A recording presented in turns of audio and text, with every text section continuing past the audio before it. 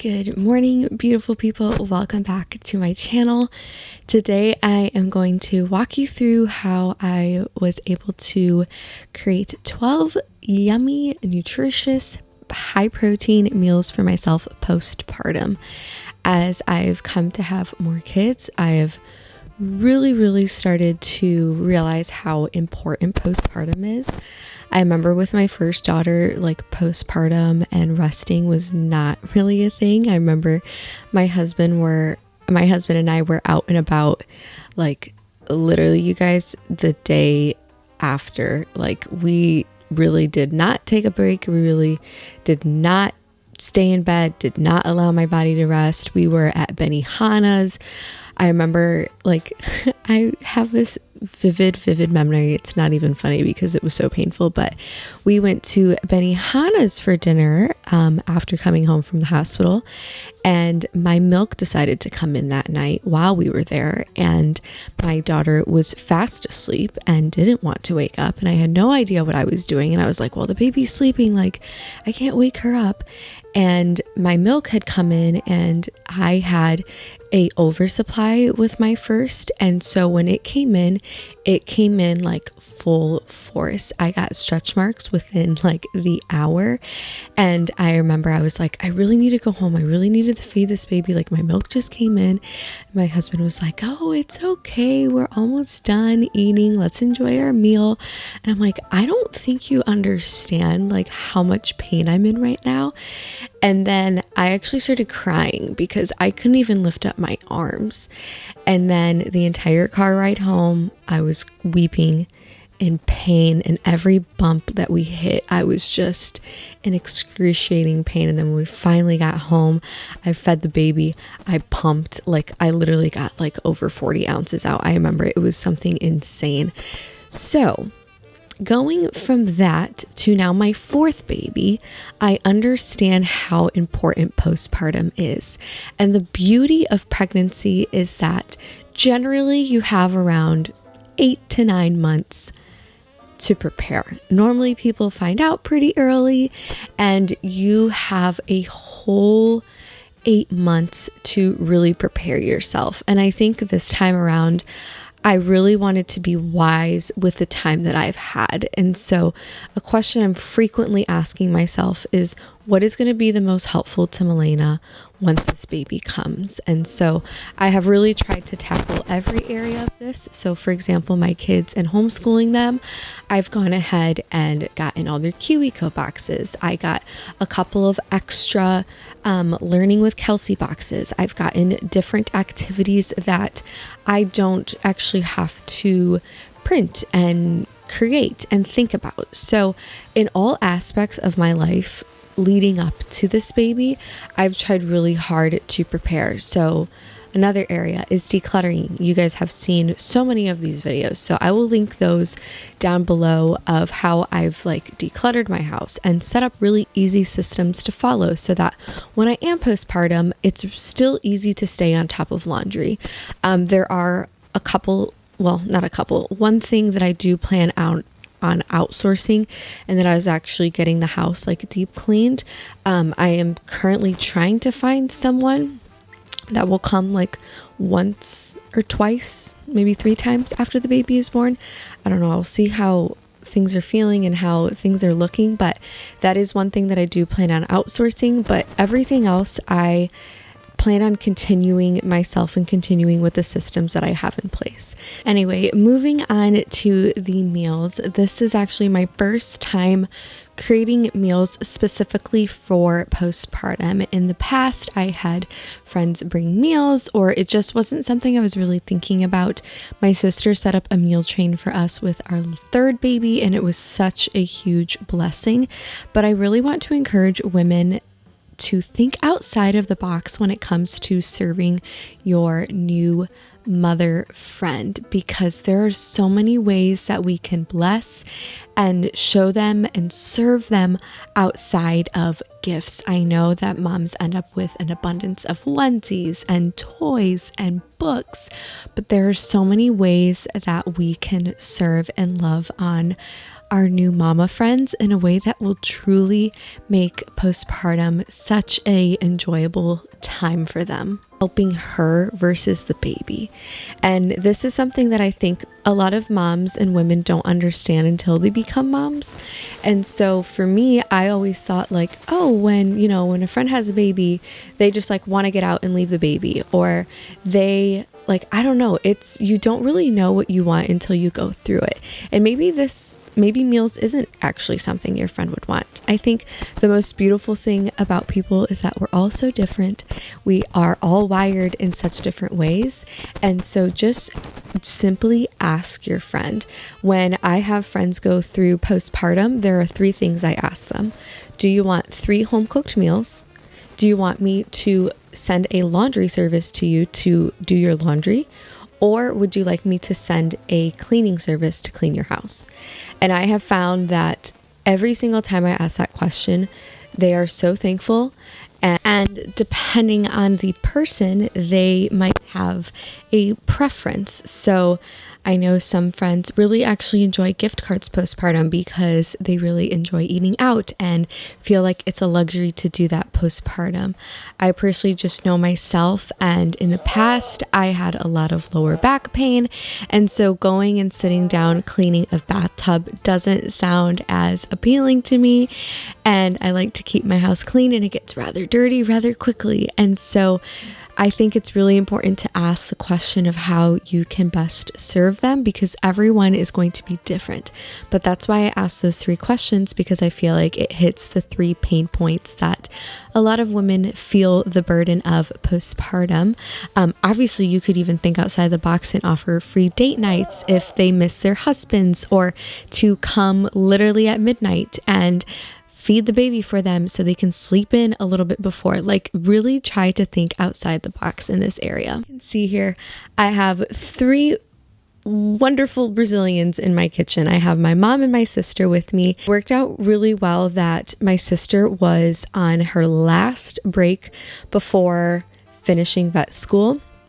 And what a blessing that was, because my mom and sister mainly wanted to help me in preparing and getting things ready for myself postpartum. So I was like, y'all, I have everything that I need for this baby.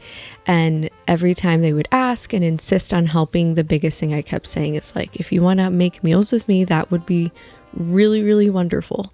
And so I'm so thankful and so blessed to have these women in my life. And so we set some time aside. It took us 2 hours to make 12 meals. And it was a rather enjoyable experience. And so we all had our own little stations of cutting boards.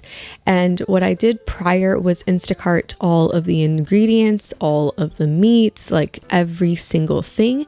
And when I was looking for meals, I was looking for a couple of different things. So I am having a couple of things in mind here. I want meals that are really easy to make and don't require having to chop, add seasoning. I don't know, because I'm the type of person that if I'm gonna have to start or commit to something, I'm like, you know what? I might as well just do the whole thing.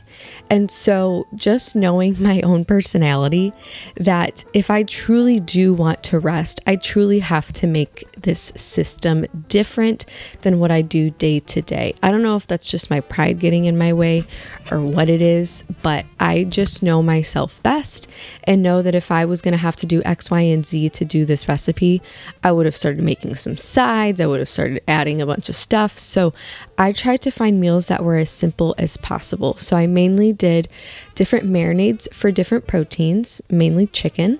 I also did a lot of crock pot meals and then soups. So I'm going to share with you the ones that I made real quick so you can get some inspiration if you're looking for some, and I will link all the recipes that I made down below. So for the crock pot, I did a chicken marsala, a buttered chicken, a honey garlic thighs with rice and broccoli, and then a turkey chili. And then you'll see that we also ended up using some tin containers for like oven ready meals or meals that can just be popped up into the oven to cook. And so for those, we did a pot roast, which is what my mom is working on, salmon, asparagus, potatoes. We did fajitas with peppers and onions, stuffed peppers, and then tilapia with sweet potato. And for soups, we did wild rice soup, gnocchi soup, and lentil soup.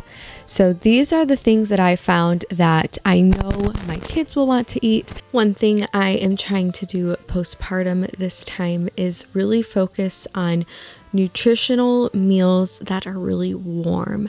And so I had almost every recipe. The base was like garlic and onion, and it had a lot of veggies and high protein. My body just naturally thrives really, really well with high protein. So I did add extra, like for each recipe, I normally added around like a pound of extra protein to really make it nice and filling and just give me all that my body needs. And if you guys aren't familiar, a lot of other cultures really emphasize the importance of a warm womb. And if you remember the story I told you in the beginning of this video, I was not really educated on anything for postpartum really. And so this time around, I have in mind keeping my womb warm. And so that includes having really nice warm wool socks, wool slippers, heating pads, and just eating really warm, nutritious meals. On my bedside, I am keeping a whole pitcher of lukewarm water. And I also have been on the hunt to find like those coffee presses that they have at church where it's like a thermos that holds like a bunch of warm liquids. I've essentially been shopping around the last like several weeks on Facebook Market, and I've been going to thrift stores trying to find one used to keep by my nightstand to put bone broth in. Now, bone broth is something I frequently have.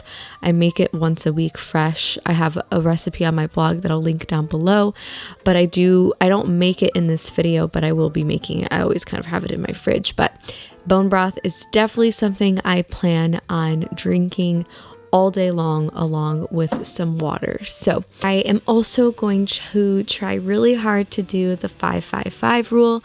This is something I've been talking to my husband a lot.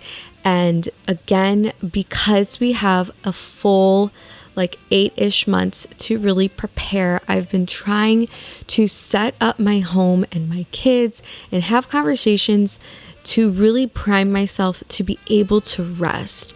Rest is really important. There's a wound inside my belly the size of a dinner plate, and I need to rest. I tend to run on adrenaline for the first like 3 months. That's just been a theme that I've noticed where the first 3 months I'm super hyped, super excited. I have all this adrenaline, excitement, and then around the 3-month mark, I tend to like kind of like, I feel like a pound of bricks just got placed on top of me and like all this energy goes away. And so I find that I think because I do a poor job of resting within those first few weeks, it lingers longer. And so I'm going to try really hard to do the 5-5-5 rule. So if you're not familiar with that, it's 5 days in the bed, 5 days on the bed, 5 days around the bed. And because I do have other children, I know this is going to be rather interesting. But again, I have been priming the family. I have been setting expectations and just letting them know what life is going to look like and how important it is for me to rest. My husband, in the past has not been able to get any time off, but this time will, and will be able to be like working from home. And so I'm so blessed and so excited to see what that looks like the first couple of weeks. But essentially, I am just trying to let myself rest. My husband has a running joke that he's like, we'll see how many of these 5-5-5s you can actually do. But I for sure know that I want to spend at least, if I don't do the 10 to 15 days, at least 5 days just in bed. And I've been setting up my room to be like a sanctuary that's really clean and minimalized and just will have everything that I need so I don't have to get up. I also have a bunch of books on my nightstand. I have my embroidery kit with me to just keep me mentally stimulated and working, because I do tend to have a hard time just sitting still. It doesn't matter how tired I am, because I do run on adrenaline when bringing a new baby into the world.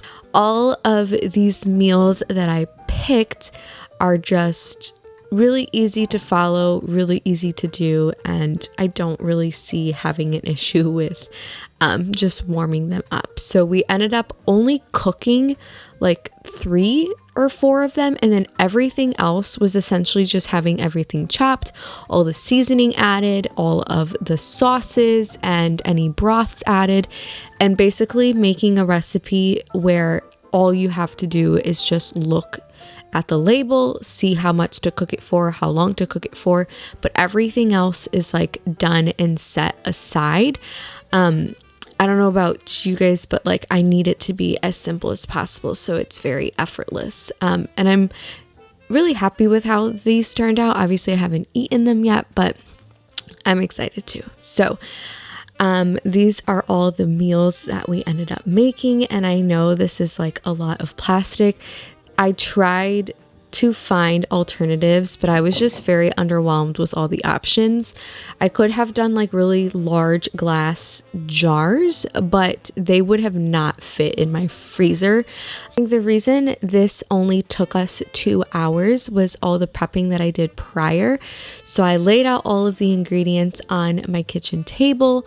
I put the recipe card and then all of the ingredients required for that recipe underneath. And so we all were probably working on 2 to 3 recipes at the same time, but it didn't take very long because everything was just there, and it was just you read the instructions, chop up the thing, put it inside the bag, and then move on. But the next day I actually made some popsicles. I really enjoy popsicles when I am pregnant and postpartum, and you guys know night sweats is something that you experience too. So although I wanted to keep a warm womb, I also had in mind like laboring, and I didn't specifically ask for popsicles while I was laboring my third, but I remember with my first 2 when I was in the hospital, they offer you like jello and popsicles, and I always said yes.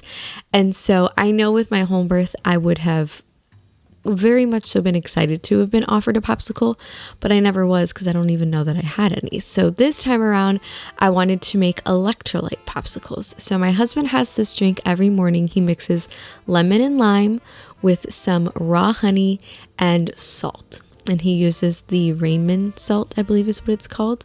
And it has a very strong taste to it, but once you adapt and get used to it, it's actually quite delicious. And so it's really good for you. It has a lot of salt and minerals and is just really replenishing. And so I went ahead and made a large batch of this and turned it into popsicles.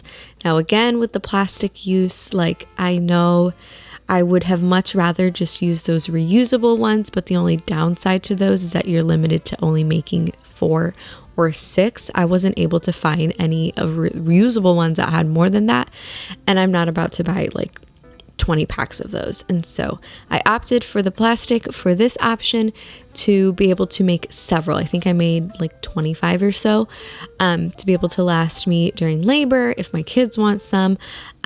And then if I have night sweats, I do plan on drinking or using a couple of these. I feel like it's like a mixture when it comes to keeping your womb warm, because I'm not sure how people handle night sweats with drinking bone broth. Like if I do have night sweats, which I have the first couple of days, I know I'll kind of just pause on the bone broth for a second because I know that would make it so much worse. But that is what I'm doing postpartum. I think postpartum is so beautiful and such a sacred time, and I'm actually genuinely looking forward to it. I have such a different perspective on each birth that I have. I think there's such beauty and humility in those first couple of days, and such a tenderness to bringing a child into the world, and all of the pains and aches and bloody and cracking that come with that. And I really do embrace it because I know it's just a short-term thing that we have to go through. But I love you guys. I pray this is encouraging to you. I'll have everything linked down below, and I will see you in my next video. Bye.